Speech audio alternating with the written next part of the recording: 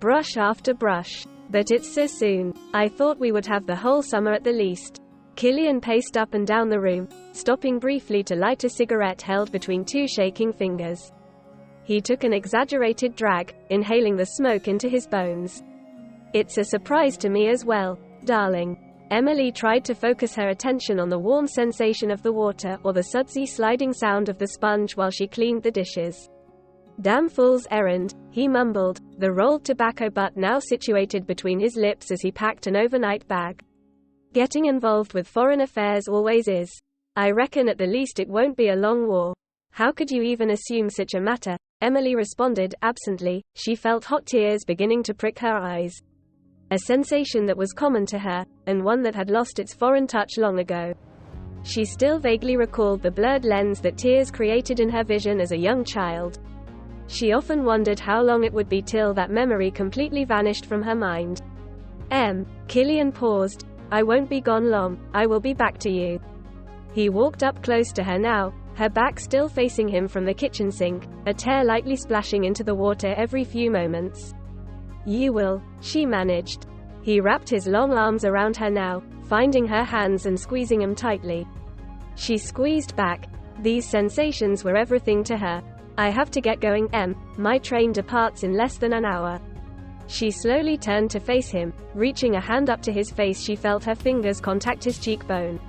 Little by little she traced him down, letting his uneven stubble guide her to his lips. When she reached them, she began an outline with her fingers, creating an image in her mind. There were times when she wondered exactly what those lips looked like, such as when he smirked or spoke in his soft Irish lilt.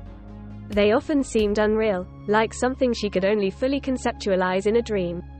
She remembered asking him once to describe them to her, hearing the awkward tone in his voice following, "They're just lips, darling." Killian gently placed his hand in hers and brought it back down to her side. He kissed her fully. Paint me something grand, savor every detail as only you can. Yes, Emily replied quietly. I must go now. I love you. I love you too. Bring me back something I can feel. As I always do, he smiled, put his hat on and awkwardly made his way out of the tiny home. Emily had grown accustomed to this way of exit. They both knew by this point that no amount of comforting could calm her completely. She had begged for a cozy home by the ocean after their marriage. Killian had been reluctant initially, being a native to the rolling green hills that blanketed Glendalough. Yet, he did not refuse for long. It soon became apparent to him how much her physical experiences encompassed her. The coast would be her grounding force close to home.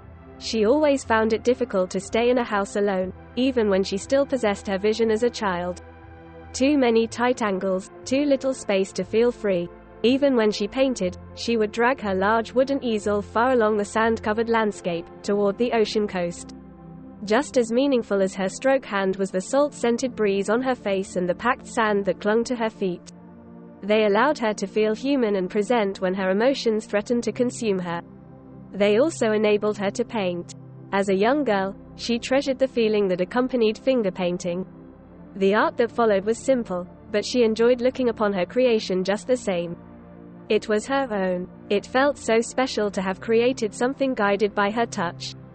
The loss of her vision soon after derailed much in her life, but painting remained.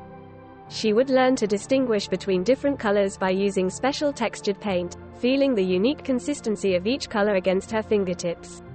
Using raised lines, she would also learn to find her placement on a canvas and to guide her brush strokes with meticulous fingers.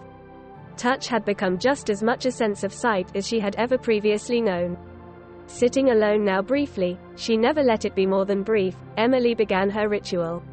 Killian seemed to be away so frequently it ran like clockwork in her brain now, grabbing a blank canvas from the dusty side closet, bundling up all her painting essentials, mindfully walking them out towards the coast, feeling for the right spot to inspire creativity, returning back to the house to grab Weasel. Such creativity in naming your easel, darling, Killian had teased, dragging it with forced affection back to her golden spot, and then painting. She brushed with one hand, the other tracing the deep curved line protruding from the canvas. All tension spilled out, her colorful feelings bleeding into a creation all her own. She could feel it all, the wind, sand, and sensational flow befriending one another, cohesively channeling out from the tip of her brush. As she moved from one far side of the canvas to the other, she shifted her weight to the next foot, feeling all the grainy earth had to offer, turned her head at odd angles to catch the breezy air off guard, and let the warm radiant kiss of the sun reflect through her onto the canvas. In this moment, the anxiety and terror of life ceased to exist.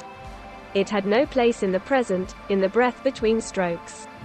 Brush after brush, she let the sensations wash over her, focusing on the only thing that mattered, what she felt in this moment. Brush after brush.